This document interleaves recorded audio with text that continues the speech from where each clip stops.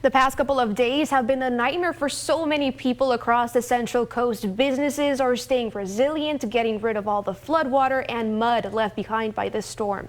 You might remember this video of a massive pool of water that impacted several businesses on Parker Street and High Street in San Luis Obispo. Nautical Bean shared this video of the impact on Monday, which fortunately did not damage their furniture. Today, only a couple of puddles outside the coffee shop remain. I spoke to the owner of Nautical Bean, who says he is grateful for the community support. One of my employees called and said, "Hey, we're getting some water coming in." I'm going, you guys are getting some water or whatever. It's like, I'll come and help mop it up a little bit. I hit a river down Parker Street that had a current going, and it bent my license plate frame up. It was mops, dry vacs, anything we could do to sop up any water. We're California, we don't know about this kind of thing, so we're all pretty much novice on it. So it was definitely a learning experience.